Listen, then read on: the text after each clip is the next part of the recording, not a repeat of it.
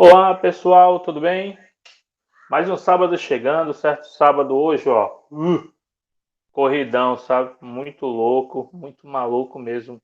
Tive algumas responsabilidades, não tive como fazer o vídeo mais cedo, mas finalmente consegui um momento para fazer a gravação do vídeo, né? Então, hoje à tarde eu aproveitei, enquanto estava com as crianças, li o capítulo 12 mais uma vez, já tinha feito isso ontem, pude ler hoje mais uma vez o capítulo 12. E foi uma experiência bem bacana poder reler esse capítulo tão inspirado, né? Que Mormon escreveu neste capítulo. Bom, gente, então hoje, nosso último vídeo da semana, vamos estudar um pouco de Elamã 12, tá bom? O Senhor quer que eu realmente me lembre dele. Bom, primeiro, uma coisa bem importante que a gente tem que lembrar é que quando ele diz que o Senhor quer que eu me lembre dele, ele quer que nós verdadeiramente lembremos dele. Como é que nós lembramos do Senhor? Quando nós estamos fazendo o que ele nos pede. Então, lembrar do Senhor é viver os mandamentos, é guardar os mandamentos, é fazer o que ele disse. Não adianta nada a gente saber que roubar é errado e continuar roubando. Não, eu sei que Jesus Cristo ensinou que roubar é errado. Mas se eu continuo a roubar, então eu continuo a não lembrar dele. Quando eu faço o que ele pede, eu estou lembrando dele, né? Nesse capítulo 12 é, é meio que um desabafo, né? Porque no capítulo 12, na leitura ao longo dos capítulo 12, né, nós vamos ver o quanto o povo é, se tornou iníquo, enquanto o povo prosperou e exatamente no momento de prosperidade ele se afastou do caminho do Senhor. Vamos ler esse capítulo 12 para que nós possamos conseguir entender o que o profeta quis dizer, certo? Vamos lá. Versículo 1. E assim podemos ver quão falso e também quão inconstante é o coração dos filhos dos homens. Sim, podemos ver como o Senhor, na grandeza de sua infinita bondade, abençoa e faz prosperar os que nele colocam sua confiança. Sim, e vemos que é justamente quando ele faz prosperar seu povo, sim, aumentando seus campos, seu gado, seus rebanhos, o ouro e a prata, e toda sorte de coisas preciosas, de todo tipo e de todo estilo, preservando-lhe a vida e livrando-o das mãos de seus inimigos,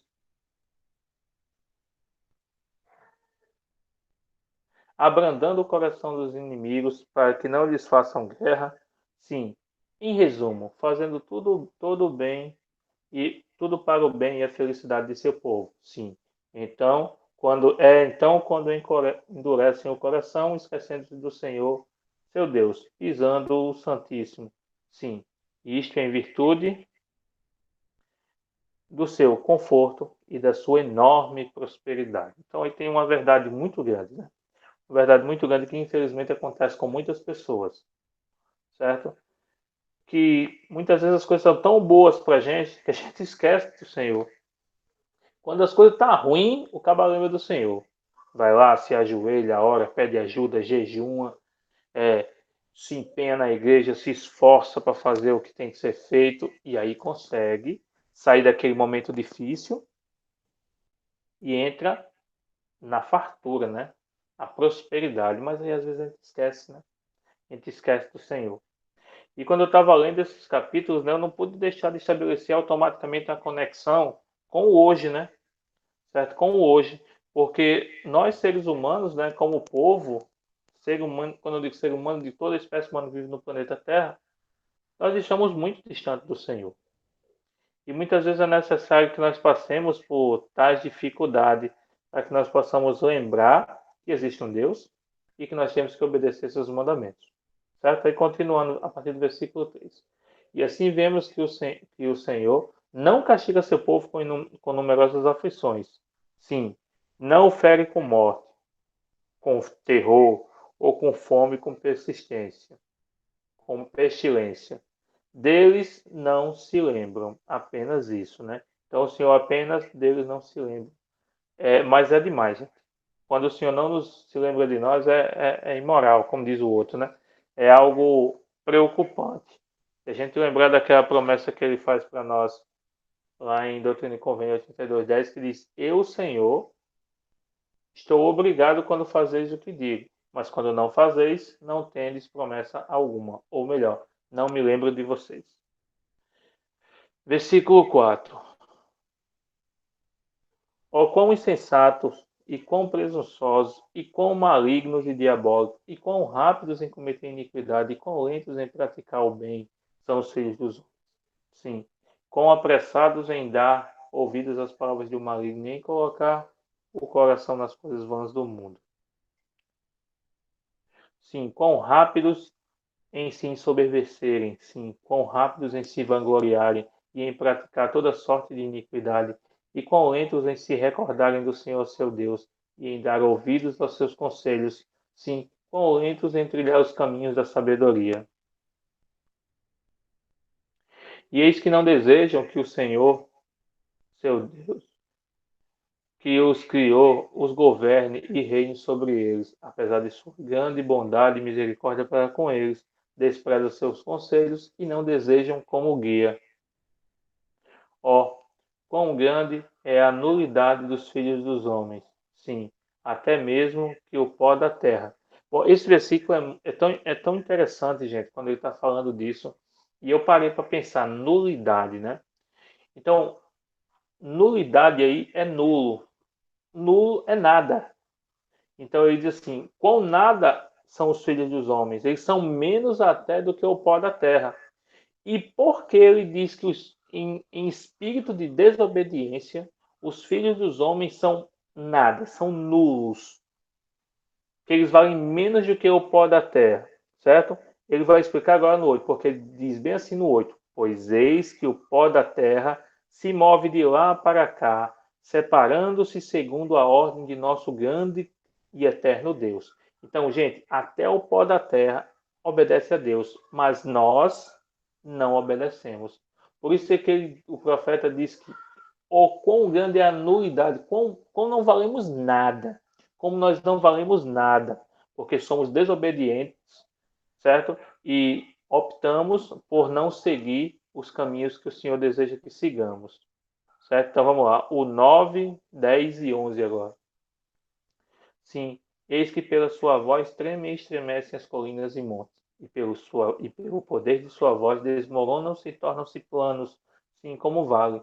Sim, pelo poder de sua voz treme toda a terra, e pelo poder de sua voz as fundações estremecem até o centro. Sim, e ele diz à terra: move-te, e ela se move. Sim, e ele diz à terra: volta para trás, a fim de que se prolongue os dias por muitas horas, e isso é feito. E assim, segundo a sua palavra, a terra volta para trás, perecendo aos homens que parecendo aos homens que o sol está parado. Sim, e eis que assim é, porque certamente é a terra que se move e não o sol. Quando eu estava lendo isso aqui também, ontem e hoje eu me deparei com mais um testemunho de que esse livro é verdadeiro. Por quê? Quando esse livro foi escrito, em 1831, escola era uma raridade. E mesmo assim, a escola que existia naquele tempo, nos Estados Unidos ou em qualquer parte do mundo, ela estava mais preocupada em ensinar a pessoa apenas a ler e escrever. O nome do curso era letramento, certo? Então, quando você para e pensa como é que Joseph, um garoto de 12 anos, recebe uma visita do Senhor, diz que ele não vai se filiar a nenhuma dessas igrejas. E pouco tempo depois, né, 4 anos depois, ele recebe as placas de ouro e começa a sua tradução. Então ele tinha o quê? 18 anos, quando ele iniciou a tradução, 17 para 18 anos.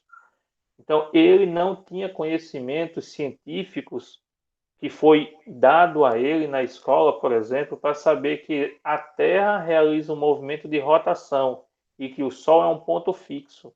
Pelo contrário, a crença que perdurava na igreja durante muitos e muitos anos e que tomou conta da fé das pessoas é que a Terra era o centro do universo e que tudo girava ao redor da Terra. E Joseph, pelo poder do Espírito, ele aprendeu que a Terra não era um ponto fixo, que a Terra estava em movimento ao redor dela própria e ao redor do Sol, enquanto o Sol estava parado.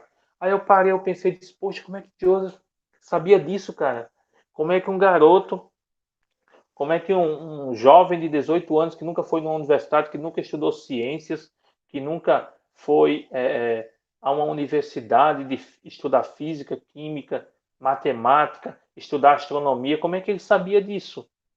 Então, isso para mim é mais um testemunho que mostra a veracidade desse livro, de que ele aprendeu por espírito que a Terra é que se move ao redor do Sol e não o Sol que se move ao redor da Terra, né? E isso é bem interessante para mim, é muito gratificante poder saber disso. 16. E eis também que se ele diz às águas do grande abismo, secai, assim sucede. E eis que se diz a esta montanha, ergue-te e vai e cai sobre aquela cidade, para que seja soterrada. E eis que assim sucede.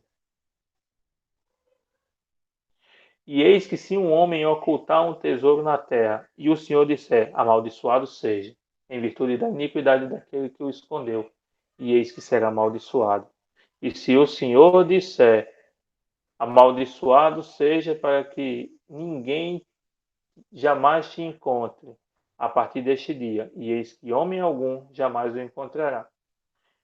E isso é verdade, gente, também. Isso é outra coisa muito interessante, porque as placas ficaram enterradas por milhares de anos. Pelo menos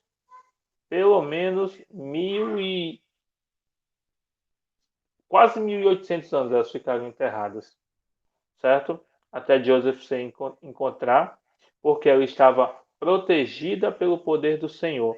Ela foi selada por um profeta para que ela só fosse encontrada no tempo correto e de acordo com a vontade do Senhor. Então, mesma coisa, como ele está dizendo aí, né? Então, o Senhor tem esse poder de ocultar as coisas no interior da terra para que ninguém encontre. E o livro de Mormon é mais uma prova de que isso é verdade. Certo? E se o Senhor disser. Ah, já li, o 19 eu já li, certo? O 20. E se o Senhor disser a um homem, em virtude das tuas iniquidades serás amaldiçoado para sempre, assim será. Tomara que ele não diga isso comigo. Tenho que me esforçar muito para continuar no caminho da sua bondade, né? Porque no dia que o Senhor disser de algum de nós, nós estamos ferrados. E se o Senhor disser, em virtude de tuas iniquidades, serás afastado da minha presença, e fará com que ele fará com que assim suceda. E daquele e ai daquele a quem disser isso, porque assim será com aquele que comete iniquidade, e não poderá ser salvo. Portanto, por essa razão, para que os homens possam ser salvos, foi pregado o arrependimento. Portanto, portanto, benditos são os que se arrependem e dão ouvidos à voz do Senhor seu Deus, pois eles serão salvos. E permita a Deus, em sua grande plenitude, que os homens sejam levados ao arrependimento e às boas obras, para que lhes seja restituído graça por graça, segundo suas obras. Isso é importante, viu, gente?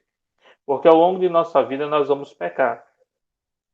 E quando ele diz aí, permita a Deus que nós tenhamos força, virilidade, para que ao longo dos nossos anos de arrependimento nós possamos provar que somos merecedores desse arrependimento e recebermos graça por graça de acordo com as nossas obras.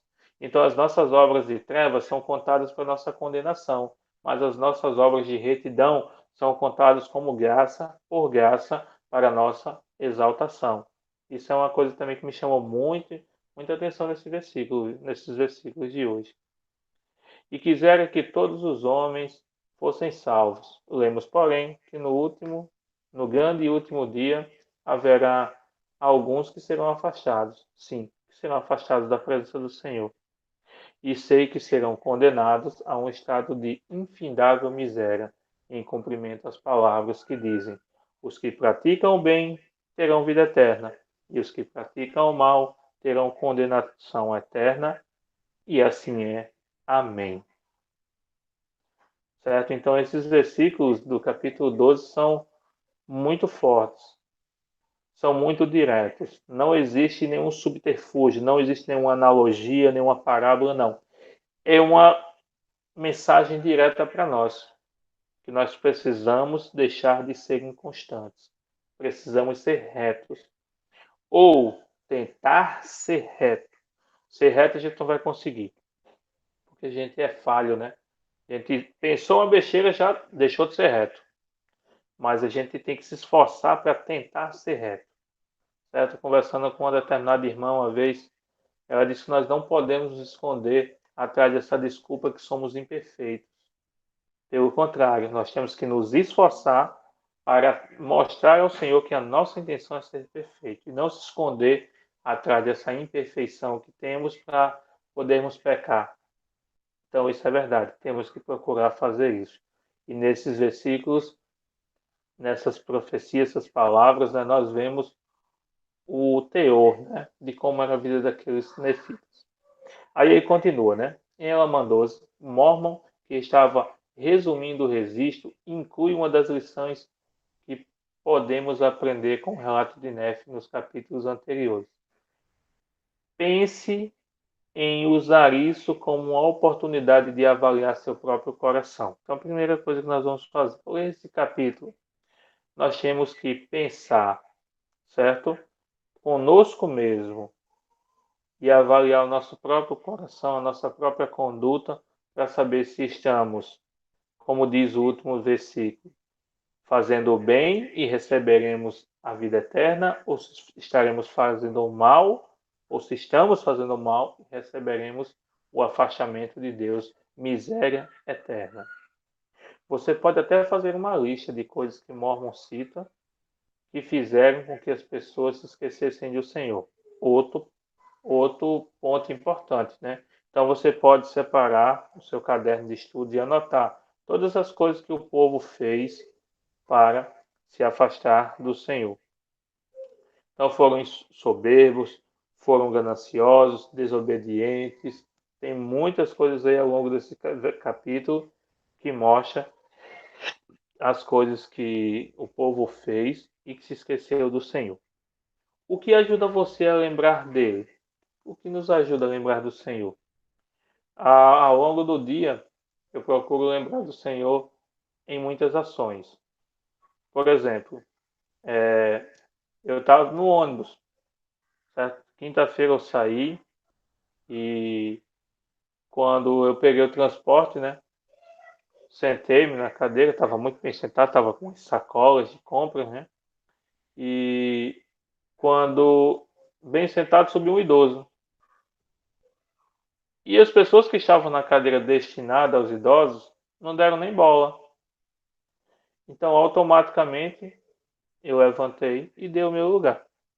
Então, isso é lembrar dele, é fazer o que ele faria. Cumprir as leis, cumprir as regras. Ah, mas são uma besteira. Gente, mas a nossa exaltação vai ser conseguida assim, de coisinha pequena. De besteira em besteira, como diz ele. Como diz o povo, né? Então, não ache que quando você faz uma coisa certa é algo sem importância. Pelo contrário, é uma graça. E como vemos na leitura de hoje, a nossa exaltação será conseguida por graça por graça. O que se sente inspirado a mudar por causa do que aprendeu? Precisamos mudar muita coisa em nossas vidas. Eu preciso mudar muitas coisas em nossas vidas. Essa semana eu tive uma semana bem melhor, eu acho, porque eu pude ter a oportunidade de ler todos os capítulos, estudar o Vem e Segue, mas ainda não estou conseguindo estudar em família. É uma coisa que a gente precisa mudar, que eu preciso mudar. Tenho que organizar o meu tempo com minha esposa e filhos para que nós possamos estudar em família. Esse é um grande desafio, né? Para quem, com uma família em que pai e mãe trabalham, né? Então, é um grande desafio, mas é uma coisa que nós precisamos mudar. Gente, então eu queria encerrar aqui esse vídeo, deixar com vocês aí, ó, muito obrigado por terem assistido essa semana, que vocês possam compartilhar esse vídeo, certo, com outras pessoas, em outros grupos, para que outras pessoas possam ter a oportunidade de ouvir um pouco mais a respeito do Evangelho de Jesus Cristo. Então, se você ainda não se inscreveu no canal, se inscreve lá no canal, deixa essa moral aí para mim, certo? E muito obrigado por tudo. Pode deixar o like, deixa um comentário. Se você achar, não gostei disso que você falou, irmão Neto, você falou não está correto, pode colocar lá, que eu vou, com a maior humildade do mundo, eu vou ver e vou procurar corrigir. Porque é assim que temos que viver, né? Corrigindo os nossos erros. E eu encerro esse vídeo em nome de Jesus Cristo. Amém.